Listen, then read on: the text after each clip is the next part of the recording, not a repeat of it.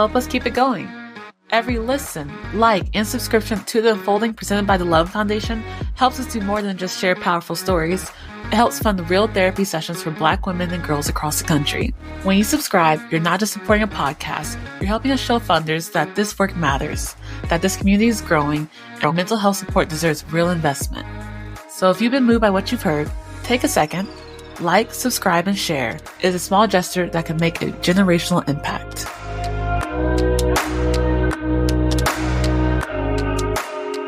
Welcome back, everyone, to The Unfolding presented by the Loveland Foundation. I'm your host, Rachel Keener, and today we are joined by social justice warrior, trauma-informed yoga teacher, activist, and author of her new book, The Wisdom of the Hive, Michelle Cassandra Johnson.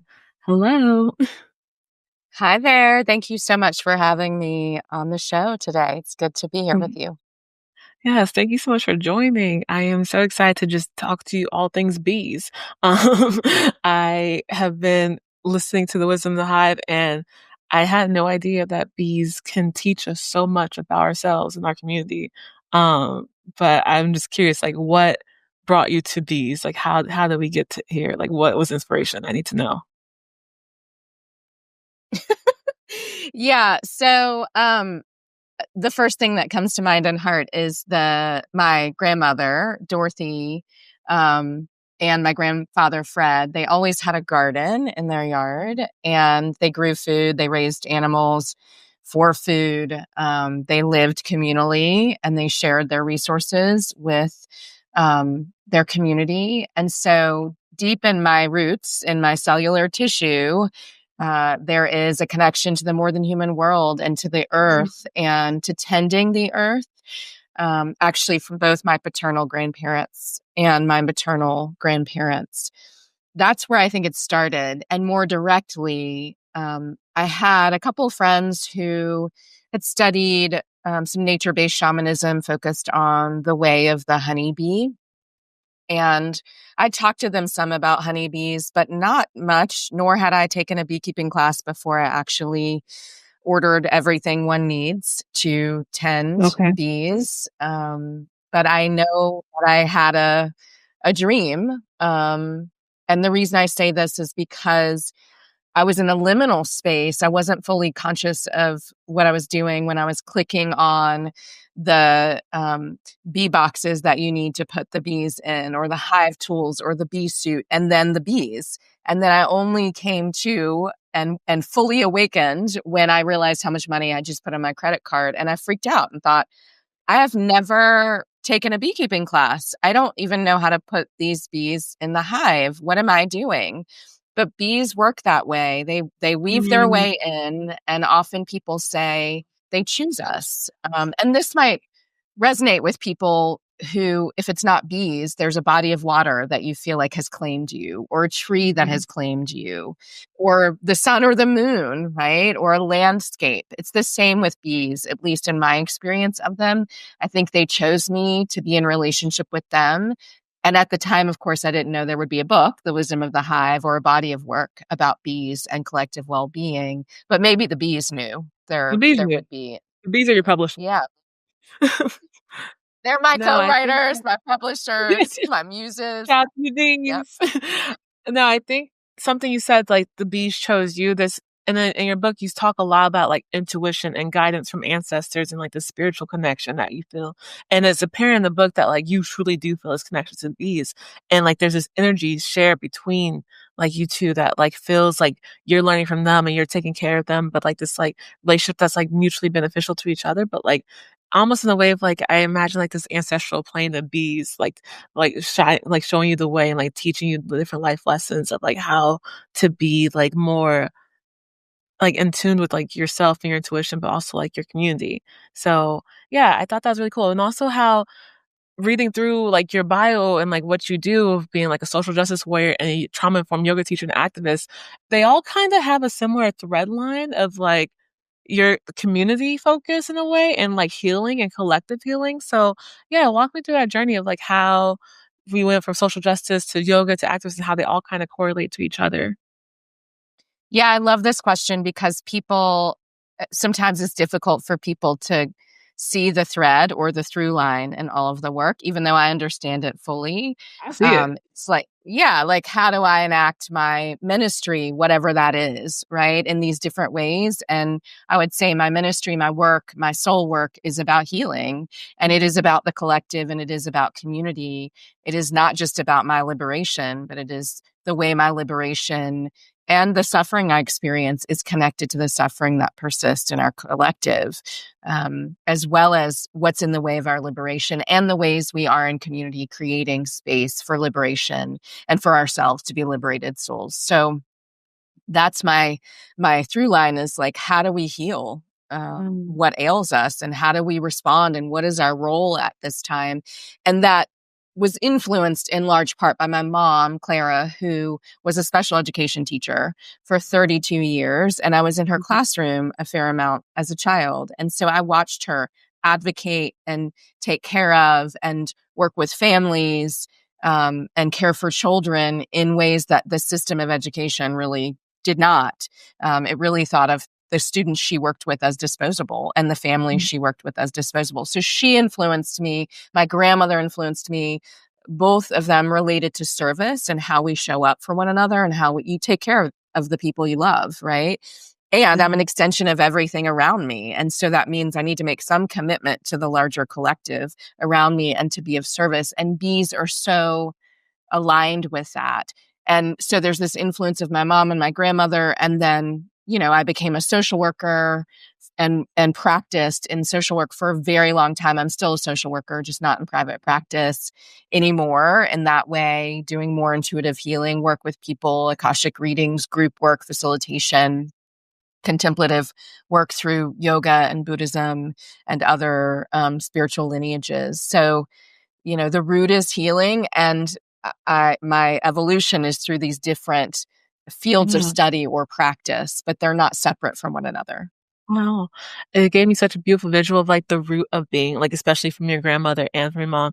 Again, that matriarchal, like, lineage similar to bees, like the queen bee and, like, how that root and then, like, the tree is, like, these different branches of you exploring how you can heal in so many different ways and bring that healing to be different people in different communities. Because you said something like, liberation is healing, and, like, one thing about liberation, like, you want everyone to be able to experience it. Like, we all want freedom in a sense, and, like, that comes from healing itself. I think that's really beautiful. With that, how do you, like, approach, like, embodied healing with structural change? Because you talked a lot about, service to others and healing and stuff like that. But I also know from someone who, like, also believes in, like, healing and, like, being of service to other people, that can often lead to burnout. And, like, a lot of people are experiencing burnout and, like, trying to take care of themselves while taking care of other people. Like, do you think one has to be done before the other? Is it, like, kinda happens all tandem with each other, or is it like, what's your process? Like, how do you view healing yourself versus healing community? It's interesting you just asked this question because I'm working on another book right now that's due If in you just are. a couple weeks. Oh, okay. And Keep it prep. it's all about, yeah, it's about, I know, protecting our energy. Mm, Those of us who are space holders, holding change, doing transformative work, how do we protect ourselves? And I just reread the chapter that is about what it means to be a vessel, a conduit for change, and this intersection of self and collective care. So when I do not take care of myself, I show up in a space and may be more ungrounded or imbalanced than I would be if I were tending my body, my heart, my spirit, my psyche. And so I don't see self and collective care as separate. I think they're in deep relationship with one another, and that we need to prioritize both because they're so intertwined. And I've seen this time and time again where people believe they can show up and care for others without actually tending to themselves in some way, and caring for themselves, and engaging practices to sustain their energy, and to be able to continue to do their work. And so, yes, many people are burnt out because there's so much going on and so much for us to respond to. And yet, if we are to respond to the unfolding, the unraveling, the things that are falling apart, and to create conditions for liberation, then we have to prioritize our care, which in large part can take it can take a lot of practice and work to move through conditioning or narratives we've received about our worthiness and our um, whether or not we deserve to receive care. And so I don't mean to suggest that's easy. I'm more sharing wisdom that I know from experience, right, of adrenal Oh, fatigue and burnout. yes. If I don't tend to myself, then I actually can't show up fully in the way I would like to in the world.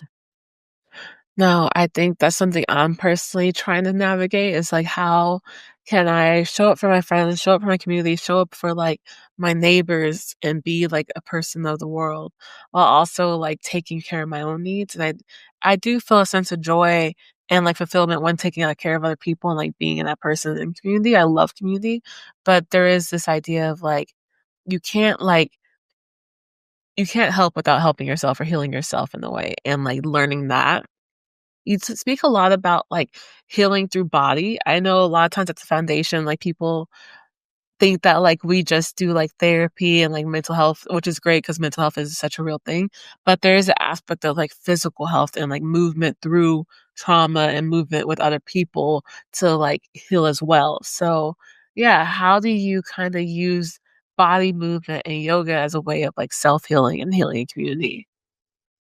Yeah, I think a lot about somatic practices, embodiment, because there's so much ungroundedness and disembodiment and ways that people are Mhm. moved away from their bodies through individual trauma or collective trauma, or disconnection from the body. And we know systems create these patterns of behavior that make us forget we're in bodies or that condition us to believe certain things that about ourselves that make us exit the body.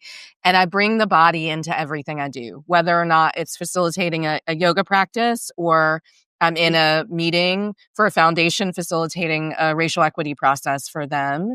It ranges, right? Or I'm in a one-to-one session with someone for intuitive healing. The body is always part of it because we live in these bodies. And I Yeah. say, Jasper is back here. Often I say You in his that, body. bodies are, his whole leg is in the air. He's like, bodies, Yes. bodies He's are, living his body. yes, No, I love it. Japanese do I thing. know. World famous. Bodies are doing things to bodies all the time, and things are happening to our bodies. And so we need to actually notice where there's disconnection or misalignment or misattunement with the body, the soma, right? The system individually and collectively, and then engage in these practices. It could be yoga. It could be any kind of movement practice. It could be a walking meditation. It could be done individually or in a group. It could be dance, right? Some kind of artistic form of movement in the body. It could be practices that help us trust our bodies. Whatever that is, it's important for us to come into the body and to remember um, because of the social, political, cultural context. And when we live from the neck up, I think part of what's unfolding is in response to that. When we just live from the neck up and the intellect, mayhem is produced and Yeah. right, it's like, and these policies Yeah. happen and people aren't thinking about the impact on bodies, right? They're so disconnected. And so I feel like it's imperative that we remember we're in these bodies and that we, as I named earlier, tend to them, take care of them. Yes. One thing you mentioned in just now in your book was this idea of attunement. I wasn't as familiar with it as until I started reading, and like the definition felt so like aligned with everything I'm trying to practice and be and like I'm striving for. So I would love for you to just explain a bit further for people listening who might not be familiar with the idea of attunement. Yeah. So some people might be familiar with a tuning fork or sound and vibration, which is another big theme in the wisdom of the hive related to how the bees communicate to one another. And they're in constant alignment with one another. There's a hum that um, pervades the hive and that you can feel if you're around them. There's this, it sounds like Om. It's this low hum when there's harmony within the hive, and it becomes high pitched when there's agitation. Mhm. Pheromones are also part of the way they communicate as well and attune to one another. Movement is another way. These are also things that we do, right? Yeah. move, we release pheromones, we make sounds. And some of that is like out of, it's in response to conflict or misalignment. And some of it is to bring us back into attunement with one another. So the way that we've written about attunement is attunement to self, what's happening in my body, what's happening in my nervous system, and an awareness that we co-regulate with one another or dysregulate with one another. And so we move into alignment together through these different modalities of communication, or we move away from one another and into a space of disconnection.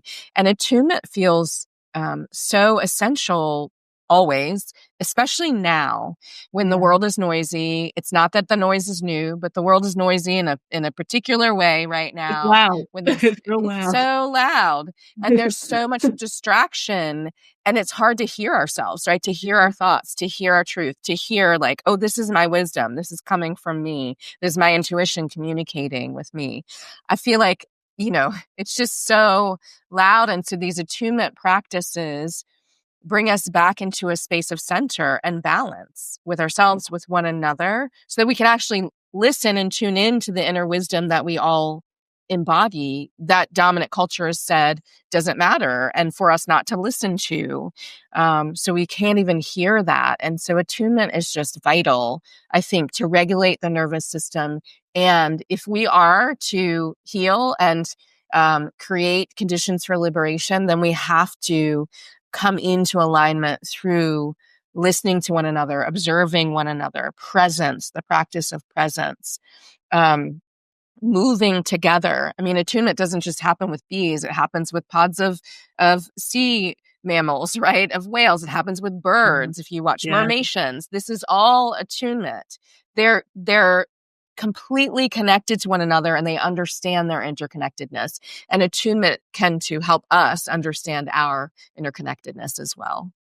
Yes, I particularly loved how in the book there's moments of like meditation and pause for you to just like truly like just sit for a second, like take your deep breaths and like truly attune because like it is very loud. It is very much like, and I think it's intentionally loud to distract us from getting to the root of our healing and the root of our like well being, like there's so many things happening in the world where we can't seem to focus on community or each other, uplifting each other.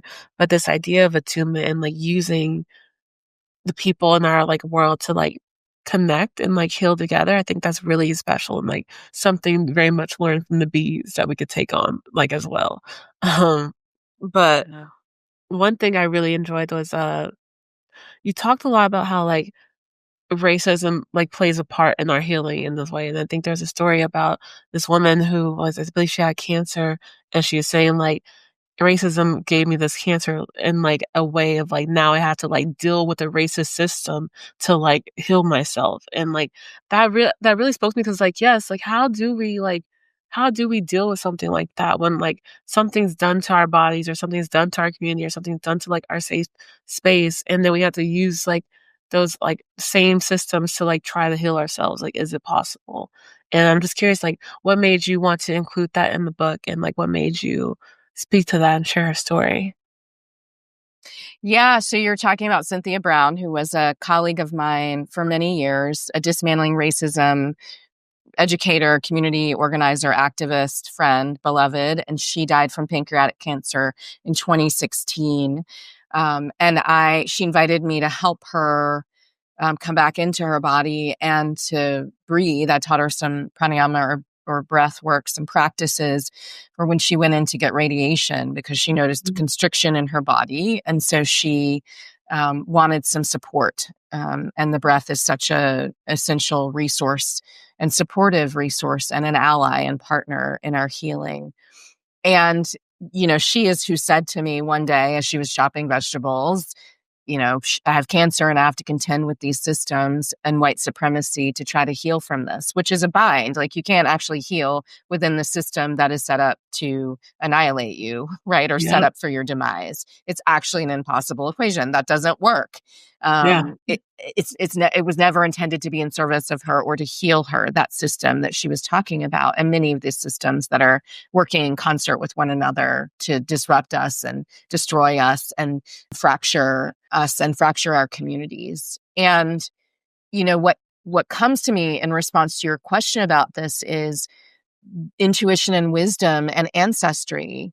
Mm. We know another way to be. Like in our lineages, we actually have models of behavior, technologies, right? Patterns and ways of being that are vastly different than what we are experiencing right now as we think about the political, social, cultural context. We have some information about other ways.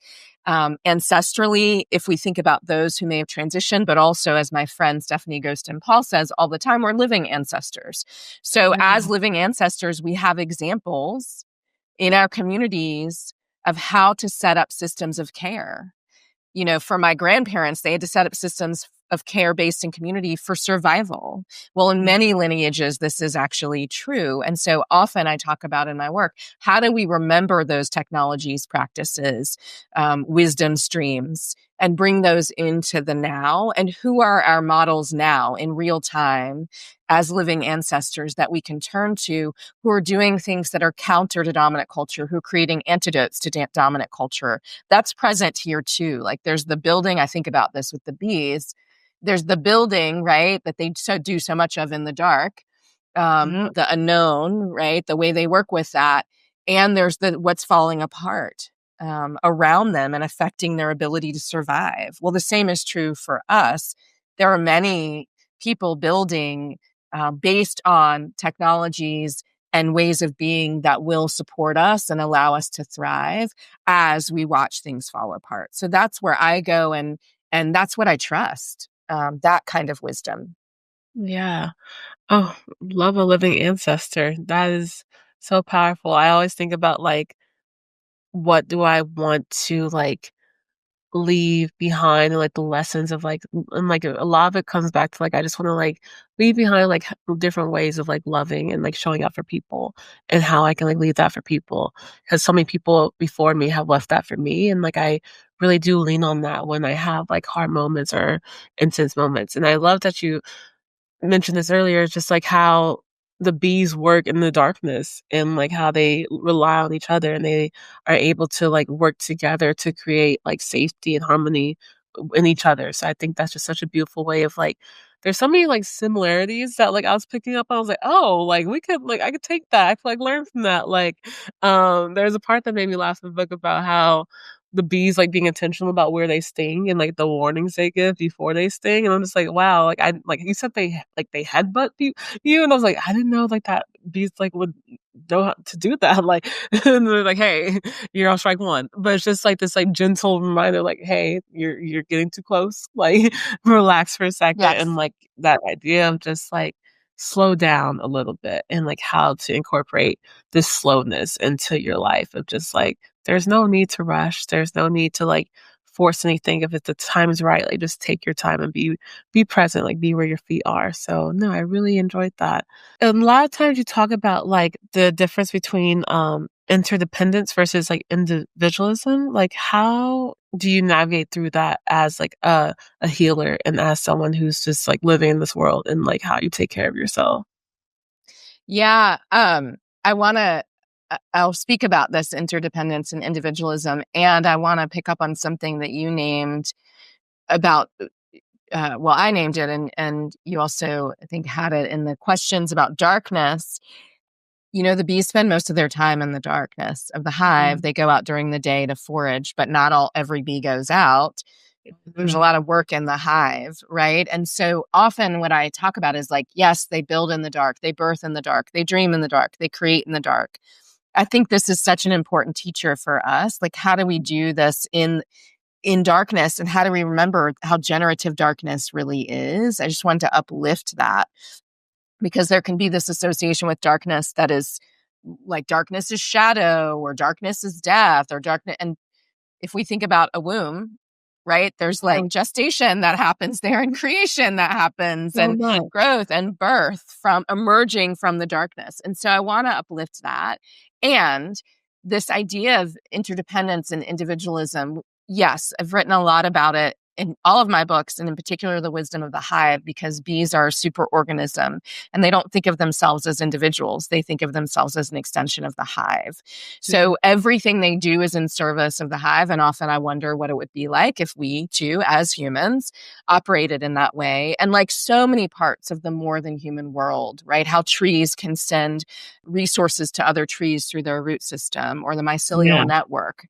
I mean, it shows up, or bodies of water, it shows up everywhere in the more than human world. So how can we embody these same characteristics and emulate them in a culture that says we're individuals? When I say culture, I'm talking about dominant culture. I think in our communities, and certainly the way that I was raised, was to think about myself as an extension of community and to be in relationship in that way. And then the background was, right, when I walked out of my house or left my grandma's house after Sunday dinner, was white supremacy and capitalism and ableism and transphobia, all of the systems that were saying you're an individual and it doesn't matter what you do. What you do doesn't actually affect others. You're not in relationship to one another. You're not each other's kin, or, all of our relations. And because I had a strong foundation from my family and community that I was in deep relationship, that we are interdependent, I'm so grateful for it. It has shaped my entire life and work and way of being.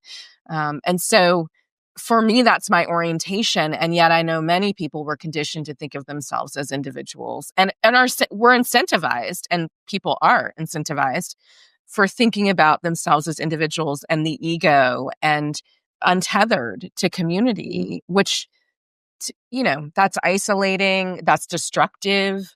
I mean, that's the explanation for so much of what's happening now. No, And it's falling apart. intentional. It's so intentional. I feel like community is, like, the best way to combat, like, capitalism, and, like, combat, like, this idea of, like, they want you so badly to think that you're alone, and think that it's just you, and, like, this idea, like, only you could pick yourself up from the ground. But, like, growing up, I grew up in, like, a very close household, and, like, I would spend, like, days after school at my grandmother's house, and, like, how much community meant to them, like, having, like, people over, to, like, making food for people down the street, like, just knowing that it's not all about you, and this idea that, like, we pick each other up and we're there for each other, and, like, using that as really, like, instilled in how I like to carry my life, and, like, how I like to, like, show up for people is, like, we're all doing this life thing together, like, let's make it easier for each other, like, share the weight, share the, like, burden a little bit. But yeah, I didn't sorry to go back and forth between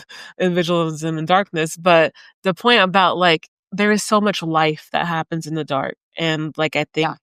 from a mental health standpoint, like, this idea of, like, how are we able to use that work on ourselves in those, like, dark moments, and, like, turn it into life and turn it into light itself, and, like, taking, like, notes from the bees, like, how much they get done, how much they accomplish, and, like, how they're, like, working together to, like, keep the hive alive, essentially, and using that as Mhm. a way. So, yeah, no, thank you for bringing that back and, like, naming it, because it is important. I feel like I never was able to view it that way, because, like, you're taught that, like, "Oh, dark is bad, dark is death, dark is, like, where things go to, like, die Yeah. and stuff," and that's not always the case. I think that's where sometimes life happens. That's where, like, there's moments where I'm Mhm. just, like, I lay in bed and it's completely dark, and I just breathe for a second. Like, no lights, no phone, like, I'm just, like, meditating. I'm just, like, I just need a second to just, like, Yeah.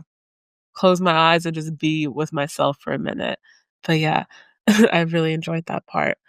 This is like a jump, but how does, like I'm, like, looking at my questions, like, how does, like, pleasure and play get incorporated into your work? I'm picking up on your energy, it seems like a fun energy, like, you like to have a good time, like, how do you use that as a way to, like, heal and, like, be, like, more grounded and stuff? Like, how are you having fun, basically, is my question. Yeah, I love this question. And it actually makes me think about the bees because, they're working a lot. There's always motion happening, right? There's work happening. There's rest that happens too. But they also do this dance called the orientation dance, where they orient to their hive and they weave what's called the lemniscate, the figure 8, the infinity symbol. And it looks like ceremony and it looks joyful when I watch them do it.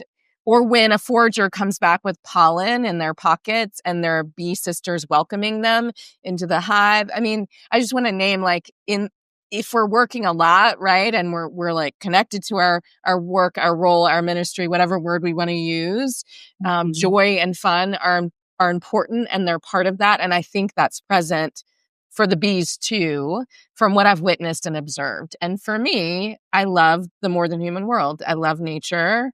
I love sitting on my screen porch and watching the birds. And today I filled the bird feeders and I filled the hummingbird feeder and I was watching the bees and I have chickens as well in a garden. And You have a whole, and I like, went out and farm. yes, a little You tiny had farm on greens. a corner, but yes. And I picked eggplants and peppers and tomatoes and onions. And I was just so, you know, that to me is joyful and fun because I put time into that land, that space. And then Mhm. there are other beings working in concert, like the bees are pollinating and the other pollinators pollinating those flowers so that I can have fruit and vegetables. Like that to Mhm. me is so that's joyful to me. I also love spending time with friends in circle and like ceremony and rituals and laughing and eating good food and telling stories and telling jokes. I love it. And sometimes we dance together. We do our own orientation dance. I love that as well. So community in that way with other humans and then communing with the more than human world are the places that I find the most joy.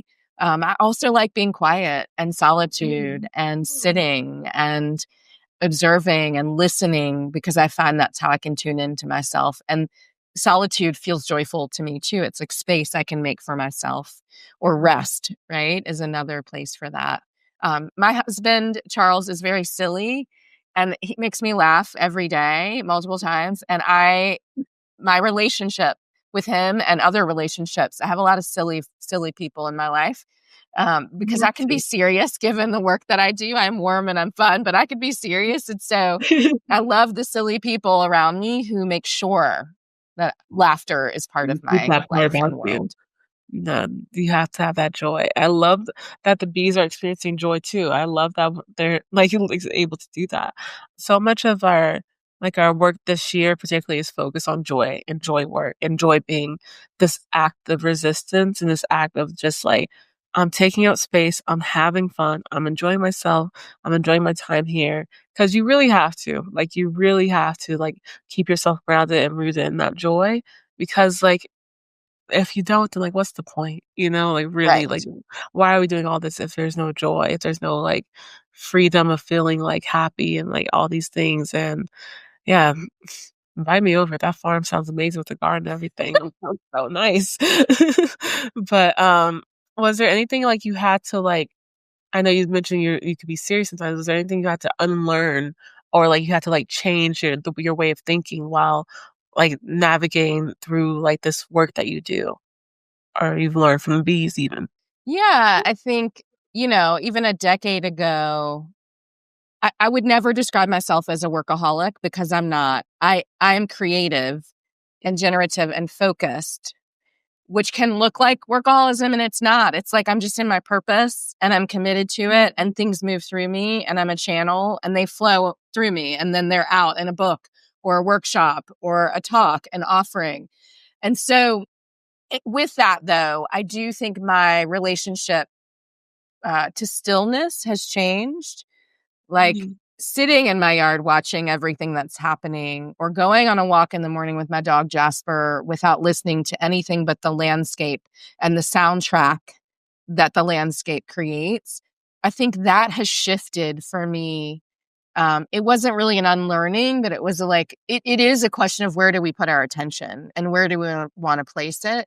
I'm 49. I'm perimenopausal. I think becoming a crone is also part of this stillness and relationship to stillness and actually really clear boundaries of what I want to say yes to and what I want to say no to. Like what's a no and what is an absolute yes, and responding to that yes fully. And knowing, as many people have said, when I say no to something because it's not aligned or I just don't want to do it, it's not the thing, it's not resonating, it doesn't speak to me, that makes space for something else that will resonate with me. So Yeah. I think I love this question. It's a good reflection point for me. I think it's, I'm about to be 50 next month. Like, where do I place my Wait, attention when's your in this birthday? world? August 21st. Oh, on August 4th. Yes, Leos. I knew we were Yeah. Leos. Yeah. Yes. No, it's so interesting because 'cause I'm turning 30 next year or next month, and I'm having those same questions as well of, like, how how do I say no? How like, that's something I struggle with a lot, and I'm starting to see the consequences of not saying no and, like, how I Right. need to, like, learn that, but this idea of, like, you have to show up, you have to be there for people, you have to, like, do these things, but I think I asked you earlier about, like, how do you know when to prioritize yourself? I think I was asking for myself, trying to get some Yeah. insights and guidance on it, and just hearing, like, you also sharing your experience of just, like, because you don't want to, because you don't feel like it, like, that's simple enough, like, I usually, like, think about, like, "Okay, if I say no, I have to come up with all this list of reasons why it's okay for me to say Yep. no," and, like, well, it's just like, "Oh, I don't want to, I don't feel like it," like, and it's just that simple, and it's just that and, like, Right. I have to get out of my head sometimes because I get so, like sometimes the train of thoughts I have, I'm just like, "Oh my goodness, everything's gonna go wrong if I say no, and all these things bad things will happen," but, like, this reframing, unlearning this thinking that, like, I just have to, like, show up authentically as myself, and everything else will fall into place, and I just That's really right. appreciate you saying that 'cause, I feel like that really spoke to me, so thank you. I'm New Year Leo, I Thank know I you. liked you. Yeah. So, what ancestral or ritual practices are you doing right now? Yeah. Mm. I This is not a new practice, and it's a practice that I've returned to and have been in deep thought about. There's a tree in my yard, an oak tree that is associated with my grandmother Dorothy, Mm. and it's the place where there are crystals around it. I go and sit next to it. I put my hand on it. I talk to my grandmother there. And my mom is not well. And my grandmother is an ancestor who I've felt around me since her transition in 2017. I was with Wow. her when she transitioned. And I think she's with my mom energetically a lot more because my mom is not well, even though I think Dorothy's with me too, but I haven't been able to feel her in the same way. And so pouring libations at that tree is a practice for me to connect to many ancestors and specifically Dorothy. And that's a practice that I have done at least weekly for a long time, but I'm doing it more often now, almost daily to pour libations. I say a prayer. I call in my ancestors. I talk to Dorothy, my grandmother, and Sally, my paternal grandmother, and make that offering. And I also have been thinking about what else Dorothy might like. She loved to drink coffee. So, So sometimes cool. I make a cup of coffee for her or a plate of food for her. I'm thinking, or the garden, she would love the garden that's there. And so I'm thinking about like, how can I offer some of these back to the earth and the Mhm. tree in connection to Dorothy? So there are many rituals that I engage in to connect with ancestors, and that's just some about what's been really present because I've been wanting to feel Dorothy in whatever way she wants to show up for me now, and also wanting to make an offering to her or consistent offerings to her. Yes. Come on, libations. Well, first off, I hope I'm just sending love to your mom, Clara, right? Yeah, thank you. Thank you. Yeah.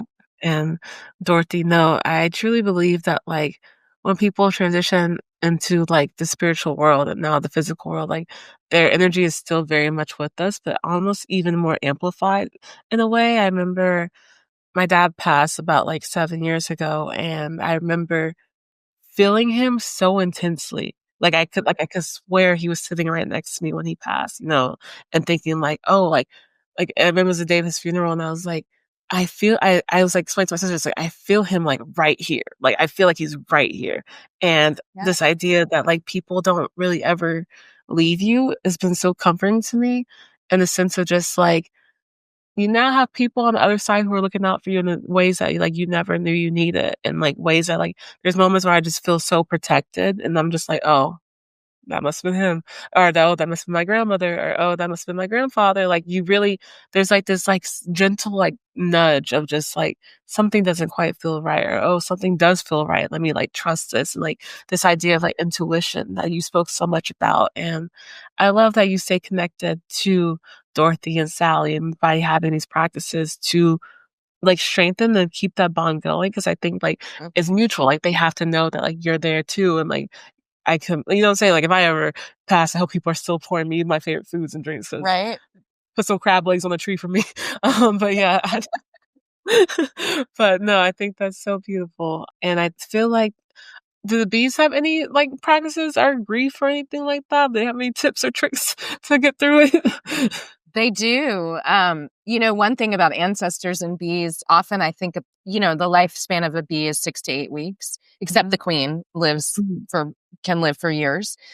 Mhm. Often I think about how many generations of bees, I mean, we can do the math, but have been I have 5 hives and 3 of them are 3 years old. So like how many generations of bees have been in that same hive box building, and like the Mhm. vibration, the resonance in the wood, the honeycomb, the nectar and honey, the pollen, all of the resources. I think about that as lineage and legacy and ancestry too, in that way. And the bees do have a practice around grief called telling the bees. And Mhm. it originated a long time ago. It was when someone would go and sit with a wild hive or sit with bees on their land. If someone had passed in the family or a family friend, the person needed to go tell the bees so that they could mourn with them. Mm. That bees have this capacity to receive what it is that we're grieving and mourning, and to also work with that in some way. Over time, this telling the bees expanded to, what are you grieving? What are you celebrating? And so it's, what do you love, right? It's the polarity of grief and love, or, gravity and levity, weight, heaviness, and levity, lightness. So I tell my bees many things, and I certainly tell them, what I'm grieving and what's present in my heart. I also make offerings to them because I recognize their capacity to hold things Yeah. with me. And I want to make sure to be in good relationship with them, right relationship with them. It's a beautiful practice, though. Telling the bees is the name of it. Telling the bees. I love that. No, there's so many oh, so much warm feelings that come from that. Like, I love that, like, so like, things extend beyond just, like, human, and there's so many practices that we could pick up on, and, like, honestly, they've probably been doing it way longer than us, so, yeah, shout out to the Right? bees. We've already spoke about joy, but I know we're wrapping up soon, but is there, anything you want people to get from this book? Like, when you wrote it, what was your intention behind it? And what did you want the main takeaway to be from this Wisdom of the Hive? Yeah, so the subtitle is What Bees Can Teach Us About Collective Well-Being. So the intention really is, how can we be students of the bees or the more than human world? What can the more than human world mirror to us about how to be in relationship with it, but also relationship with one another, and to come into our shared humanity, and to remember we are each other's relations, and what do we need to practice? And so the book includes, as you named, meditations, reflection questions, practices, different access points for people to explore this relationship with honeybees and the lessons that honeybees share with us, if we get quiet enough, still enough, observant enough to witness them, to be in relationship with them, to learn from them. How can we humble ourselves enough to learn from the more than human world? So that is also the intention. So, this book feels like a love letter to the honeybees and humanity at large, I would say. Mm, And I wasn't kidding when I said they were my co-writers. The bees channeled through me, as many things do from the more than human world. And while I wrote it, I feel like it was stories they wanted me to share. And I was in relationship with my hives as I was writing it, asking, what do we need to say? What do we need to share? And so my hope is people will receive the offering and feel that love, for the more than human world, and become better students of it. mm, beautiful. Well, Michelle, thank you so much for joining us. I feel like I've learned so much, not just about bees, but about myself and about just how to operate in this world. where can everyone go support you and just follow you and get your book? Let them know. Thank you. Thank you so much for your time and questions and interest and connection. It's been really joyful to be in conversation and community with you today. People can find me on my website, michellecjohnson.com. And that is updated all of the time with events. I offer a lot of online events, some in-person events, some long-form trainings, some short workshops there. So there's a lot of information there. And I also send out a weekly newsletter, which I've heard is like having a cup of tea with me. It's basically Ooh, what I'm thinking let me during sign that them up. week. Yeah. So and then I include some of my events, and I also include practices in that newsletter too, meditations or sound healing practice or poems or prayers. Well, there was a prayer in the one that went out today, actually. Mm. So people can sign up on my website if they'd like to receive a weekly newsletter and just get to know what's present for me and also hopefully feel inspired. And then I'm on Instagram, and my handle is at Skill in Action. That's at Skill in Action. And I post almost daily there, a lot of times about events, but also pictures of my garden and my dog Jasper and my mom and life. And so people can find me there as well. Beautiful. Everyone, please, please, please follow Michelle and get a copy of The Wisdom of the Hive. It's truly a beautiful book about just how to connect to yourself and to your community and learn something from the bees, because we need to be learning. And also, it sounds like you have another book coming out. So when that does, let's talk again because I want to hear more about it, please. Thank I you. would love that. Thank you. Thank you, Michelle. Have a good day, everyone. Thank you. Thank you all for joining us for a very special episode of The Unfolding, presented by the Loveland Foundation. At the Loveland Foundation, we are committed to showing up for communities of color in unique and powerful ways, with a particular focus on Black women and girls. Our resources and initiatives are collaborative, and they prioritize opportunity, access, validation, and healing. Since our founding, the Therapy Fund has provided financial support for therapy to over 13,000 Black women, girls, and non-binary individuals across the country.